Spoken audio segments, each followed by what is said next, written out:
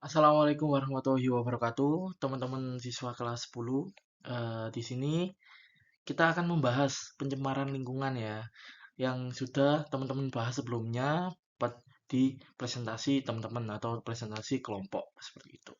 Kita lanjut ke slide berikutnya, yaitu di tujuan pembelajaran. Tujuan pembelajaran sendiri yaitu adalah eh, teman-teman dapat menguraikan pengertian dan jenis-jenis pencemaran lingkungan dengan tepat setelah mengikuti pembelajaran tersebut. Dan juga untuk subtujuan pembelajarannya sendiri, teman-teman dapat bisa menjelaskan pengertian, menguraikan jenis-jenis pencemaran mulai dari tanah, air, udara, hingga suara dan bahan radioaktif seperti itu. Oke, selanjutnya di pengertian. Pengertian pencemaran lingkungan sendiri adalah masuknya atau dimasukkannya makhluk hidup atau zat atau energi atau komponen lain ke dalam lingkungan. Zat atau bahan yang dapat mengakibatkan penyebaran itu biasanya disebut namanya itu polutan seperti itu. Eh, Zat dapat disebut polutan apabila jumlahnya itu banyak atau berlebihan gitu dari segi kuantitas ya. Terus waktunya kurang tepat atau tidak tepat. Terus pada tempat yang tidak tepat gitu. Itu akan menjadi pencemaran seperti itu ya.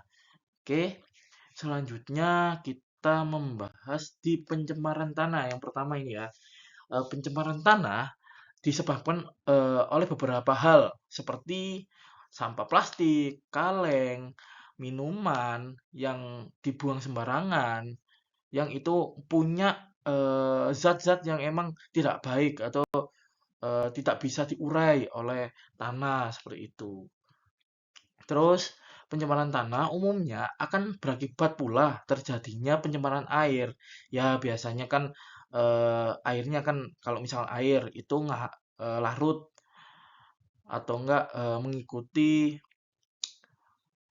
sungai seperti itu kan itu menjadi pencemaran air akhirnya kayak gitu. Misal tanahnya sudah dikasih pupuk yang berlebihan, akhirnya pupuknya menyerap ke tanah, terus airnya ke sungai, jadi pencemaran air lah di sungai tersebut kayak gitu. Pencemaran tanah juga disebabkan antara lain eh, sebagai berikut seperti pupuk yang digunakan secara berlebihan yang tujuannya menyuburkan tanaman, itu tujuan utamanya. Tetapi karena berlebihan itu malah menjadi mematikan buat tanaman, hewan-hewan kecil yang ada di tanah tersebut. Yang setelah itu akan menyebabkan yaitu pencemaran tanah itu. Semua hewan, semua makhluk yang ada di tanah tersebut atau hewan atau tumbuhan atau serangga apapun akan mati karena pupuk itu yang berlebihan itu. Pupuk-pupuk yang emang agak berbahaya yaitu pupuk anorganik seperti urea, TSP, amonium sulfat, dan KCl. Oke, itu untuk pencemaran tanah. Selanjutnya kita ke pencemaran air. Oke, pencemaran air adalah bahan-bahan asing yang mengakibatkan air itu tidak dapat digunakan seperti seperti umumnya, seperti pada normalnya kita bisa menggunakan untuk mandi gitu. Tapi kalau misalkan sudah tidak bisa digunakan berarti air tersebut sudah tercemar seperti itu. Pencemaran air juga suatu perubahan keadaan di suatu tempat penampungan air seperti danau, sungai, laut, larutan dan air tanah akibat aktivitas manusia itu sendiri, ya, individu kayak gitu.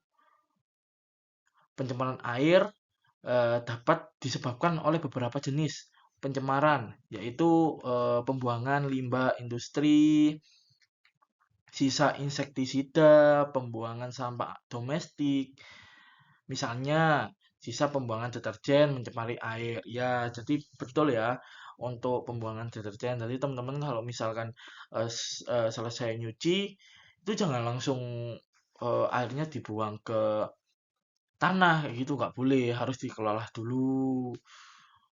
Sekiranya air deterjennya itu lebih berkurang kayak gitu atau enggak airnya langsung dibuang di sungai. Akhirnya ya udah pencemaran air dah kayak gitu. Lanjut di pencemaran udara. Oke. Pencemaran udara sendiri adalah masuknya atau dimasukkannya makhluk hidup, zat, energi atau komponen lain ke dalam udara yang bisa atau dapat merubah tatanan udara itu sendiri.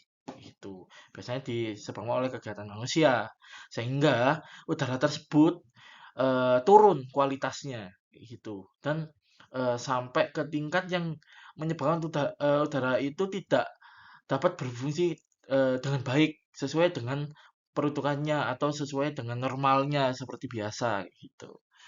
Biasanya jenis polutan udara terdiri dari sulfur dioksida, karbon monoksida, nitrogen oksida. Efek yang disebabkan atau efek dari pencemaran udara itu sendiri yaitu dapat iritasi pada hidung, iritasi pada mata, iritasi iritasi pada saluran pernafasan. Biasanya teman-teman kalau misalkan di sebelah pabrik baunya kok nggak enak, itu juga termasuk pencemaran udara. Mungkin pada saat itu belum dikelola air, tapi dibuang dulu oleh pabrik itu sendiri. Itu nggak boleh ya.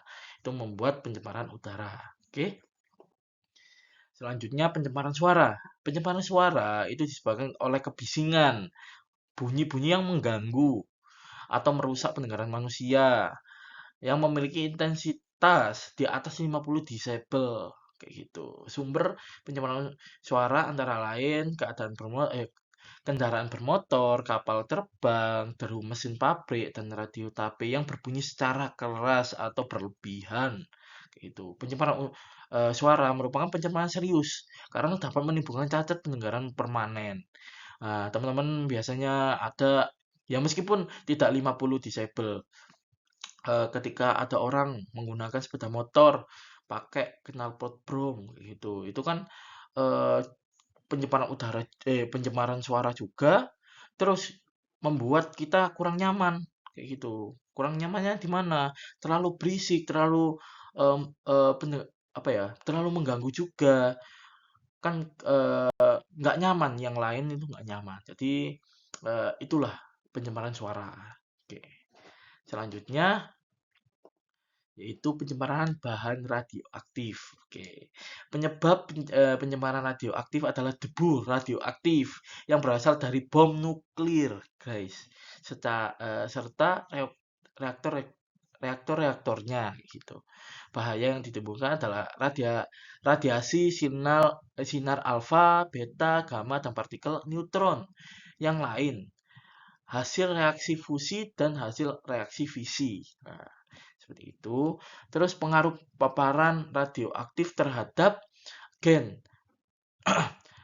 adalah menimbulkan terjadinya mutasi gen. Bila mutasi gen itu terjadi atau mutasi itu terjadi ke dalam tubuh atau pada sel tubuh atau sel somatis, maka dapat menimbulkan kanker atau tumor.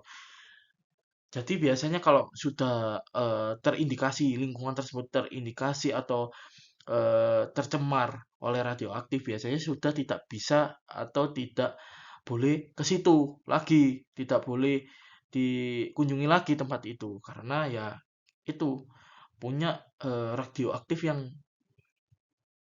sangat apa ya menimbulkan kanker ini masalahnya kayak gitu. Itu nggak biasanya langsung ditutup lah lingkungan tersebut atau wilayah tersebut akan ditutup seperti itu. Oke. Oke, mungkin itu saja penjelasan tambahan dari saya. Mungkin itu teman-teman bisa mendengarkan ini. Jika kurang paham, bisa langsung ditanyakan atau enggak diulang lagi videonya biar lebih memahami. Itu saja. Terima kasih. Saya tutup. Ya, mohon maaf juga. Terima kasih. Wassalamualaikum warahmatullahi wabarakatuh. Monggo teman-teman.